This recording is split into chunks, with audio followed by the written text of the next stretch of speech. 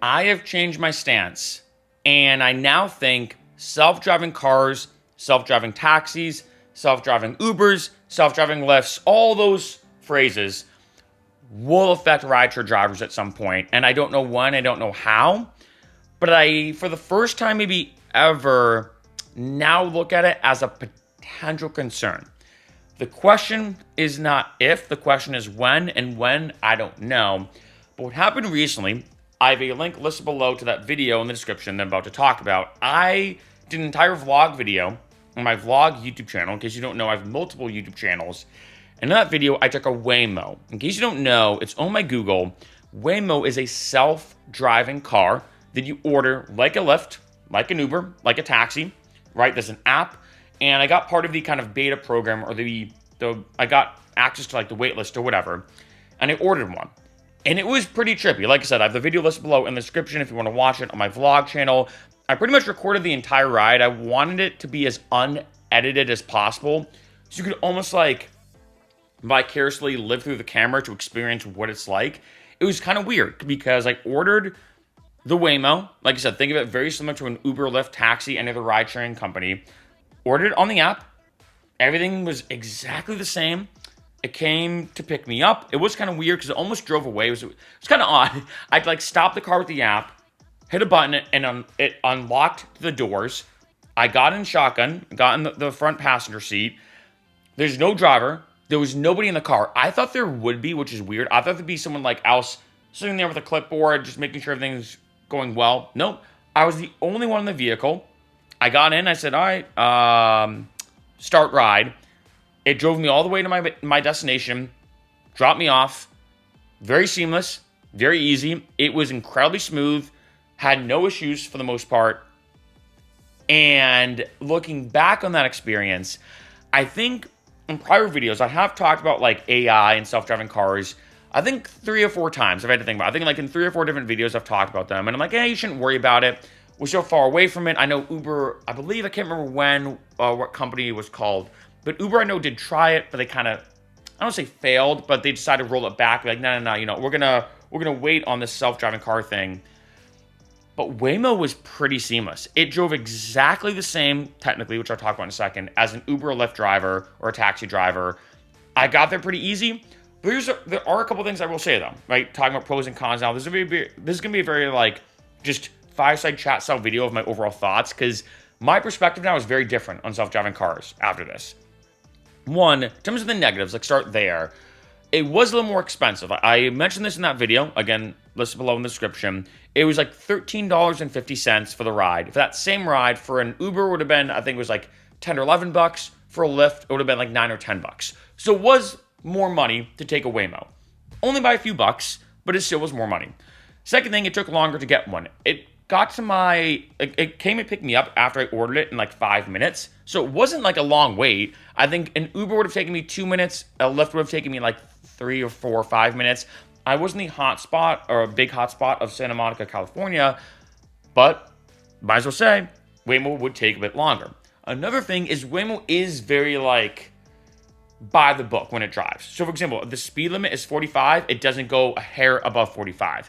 If the speed limit is 25, it doesn't go a hair above 25. So it does obey everything, very strict. And so that's one thing I will say that, if you're, as we all know, I remember learning this actually in, I think it was accounting law, that the number one crime broken the most, which is probably not surprising, is actually speeding. I guess in some ways it's not obvious, but in some ways it is. Like when they said that, I'm like, oh yeah, like I don't know, I never thought of speeding like that, but like that's the biggest crime broken in America, and I think probably most places in the country, because if you think about it, if you're on the highway and it's 50, most people go between 50 or 60, sometimes faster, but it's kind of like accepted that as long as you go with the flow of traffic, sometimes going with the flow of traffic safer and blah, blah, blah. Anyway, with a Waymo though, it goes at speed limit. So those are some negatives.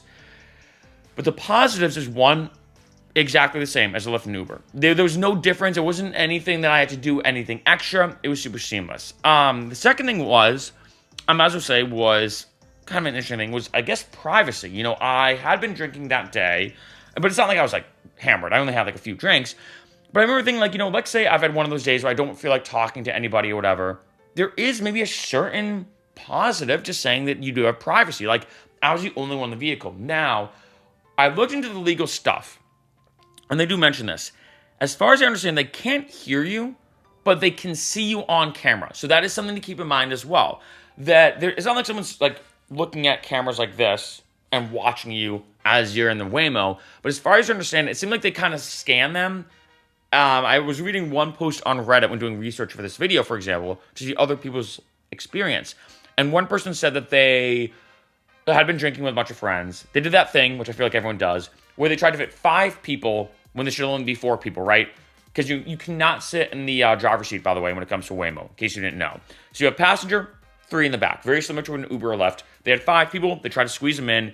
I guess the car was driving, and then maybe someone on Waymo saw it. They got a notification on the app saying, hey, we just actually saw that you have 5 people on the Waymo. You should only have 4.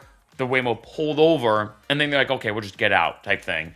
That is something to keep in mind when it comes to privacy, that on one end, you are alone in the car, but it seems like there are people observing the Waymos, but not like aggressively intensely. Like maybe it's like one of those security monitors we probably see in movies where it's like 10 different Waymos going at once and they're looking at them, right?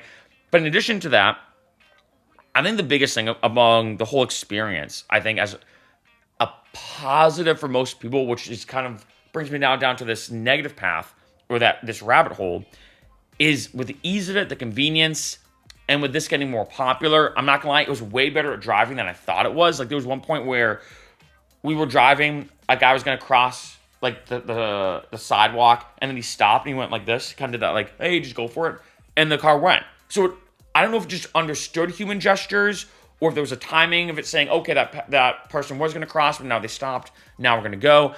I don't know, but it is one of those things where it was way better than I expected. And the big thing that brings it up, the big thing that gets brought up, and I was thinking about over and over again is, well, this is so much better than I expected. It is way more futuristic than I expected. Like, we're way further ahead, or at least Waymo is, with self-driving cars than I expected.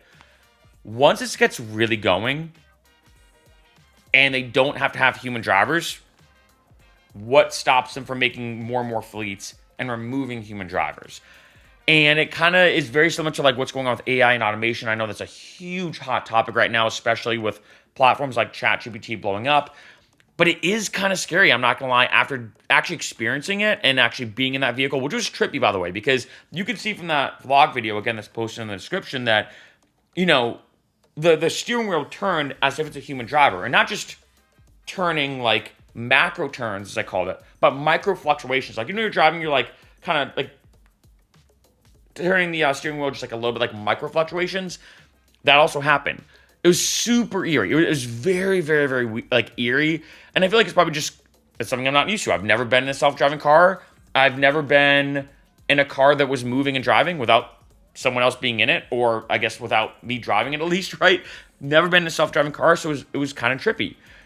And that just makes me think for the future, with it being being so much more progressed than I expected, it's gonna be very similar, which is kind of scary, to, like I said, self-checkouts now when it comes to people just checking out their items, like say at a grocery store. Or if you look a lot at like places like McDonald's or a lot of fast food restaurants, now as opposed to you walking up and talking to somebody, you go to like almost like a giant iPad, if you think about it, or like a big screen. You just tap, you order, and then that's it, right? Things are getting a lot more automated, and it does bring up that question of how will this affect human rideshare drivers, especially when it was posted, and I feel like this makes sense, that based off some analytics, and I'm oversimplifying this a lot because there's a lot of data and stuff like that, and I still feel like they're probably trying to figure out a lot more than numbers, but it's been shown that Waymo, self-driving cars, are 2 to 3 times safer than human drivers. I feel like that makes sense. It's a computer, it's a robot, it can calculate things at 1,000,000 miles faster than any human. So if they're 2 to 3 times safer, that could also be another pro as well, which like if you have to get in, let's say, an Uber or Lyft, yes, Waymo's more expensive now, but it makes me think, well, would someone rather get in a Waymo, like say in the future, that's safer and cheaper, or get in a Lyft and Uber that's more expensive and less safe?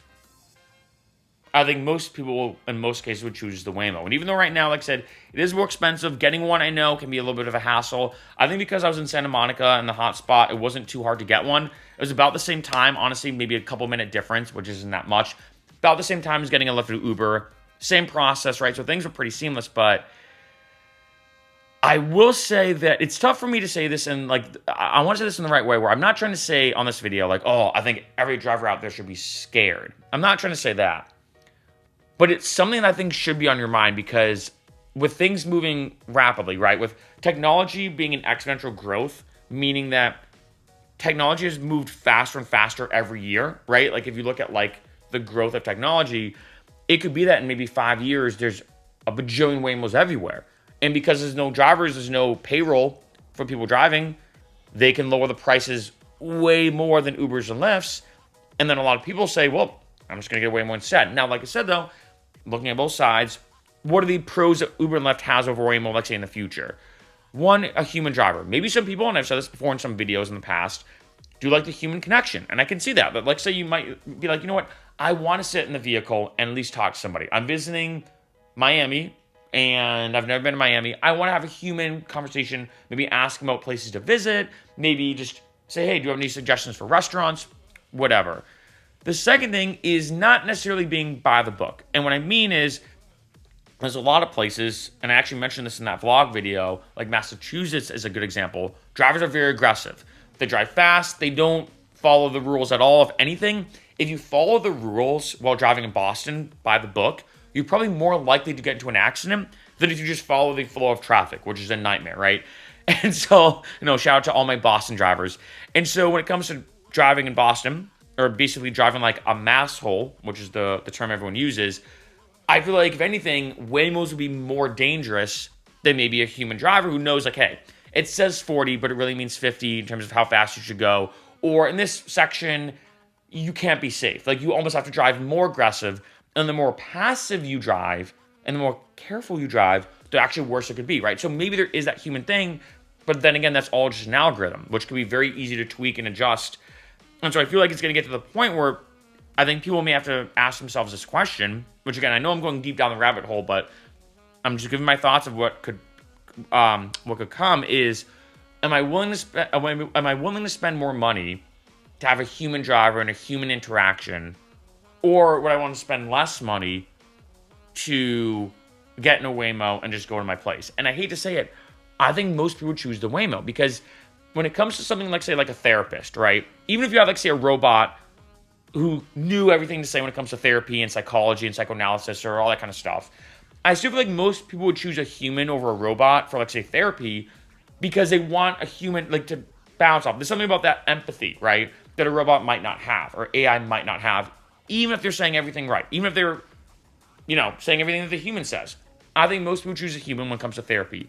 But when it comes to Lyft and Ubers and taxis and ride sharing and transportation, most people don't care about that interaction, although few do, but most people don't. They're like, I just want to get from point A to point B. I want to get to work. I want to get to that bar. I want to go home. That's all people care about. And as a result of that, after seeing how amazing Waymo was, it generally was pretty mind-blowing how good it was, and with them making more and more Waymo cars and the AI and the technology getting more and more improved and everything, yeah, it's still a little bit more expensive than Lyft and Uber, but not by a lot. It takes a little bit longer to get one, at least right now in LA, not by a lot.